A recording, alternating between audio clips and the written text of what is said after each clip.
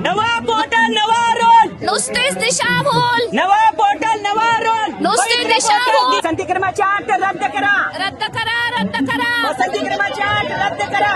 विद्यार्थ्याला शिक्षक, मिळालंच पाहिजे, शिक्षकांना नोकरी, मिळालीच पाहिजे, विद्यार्थ्यांना शिक्षक, मिळालंच पाहिजे, शिक्षकांना नोकरी, मिळालीच पाहिजे. शाळा वाचवा, शिक्षण वाचवा, शाळा वाचवा, शिक्षण वाचवा. शिक्षक भरती करा, शिक्षक भरती करा. आरटीनुसार 90% शिक्षक भरती करा. या बाबतीत ही अट रद्द करावी यासाठी सुद्धा आम्ही मागणी करत आहोत.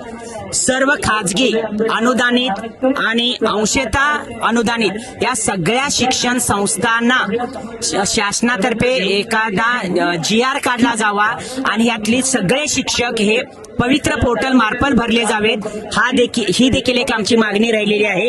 त्याचबरोबर पेसा क्षेत्र असेल, आदिवासी विभाग असेल, आश्रमशाळा असतील, बहुजन समाज कल्याण असेल, शिक्षक, कला शिक्षक, क्रीडा असतील, यांची रोस्टर तपासणीच्या बाबतीत एखादा एक कडक नियम करून शासनाने त्या बाबतीत त्यांचे रोस्टर तपासणीच्या बाबतीतले निर्देश या सगळ्या संस्थांना देण्यात यावेत.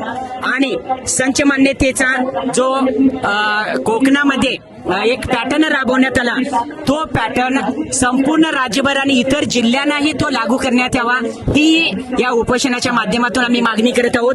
आणि शिक्षण सेवकाचं मानधन वाढलं पाहिजे, शिक्षण सेवकाचा कालावधी कमी झाला पाहिजे, ही मागणी आपण या माध्यमातून करत आहोत. मित्रांनो,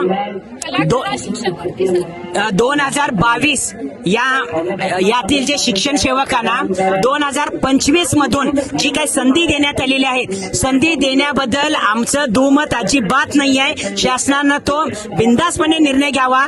पण 2022 मधील शिक्षकांना 2025 मधील पवित्र पोर्टल भरतीमध्ये संधी देत असताना त्या रिक्त झालेल्या जागा या जर करता 2025 मध्येच या पवित्र पोर्टलच्या माध्यमातून भरल्या गेल्या तर निश्चितपणे टेट 2025 दिलेल्या अभियोग्यता धारक जे आहेत यांच्यावरती अन्याय होणार नाही, ही देखील आमची एक मागणी आहे.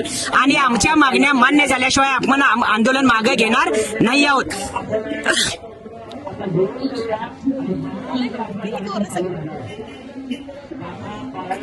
नमस्कार.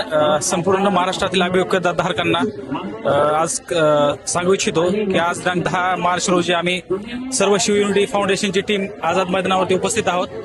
त्या आपल्या सर्व मागण्या घेऊन आम्ही आज मंत्रालयामध्ये निवेदन सादर केलेलं आहे.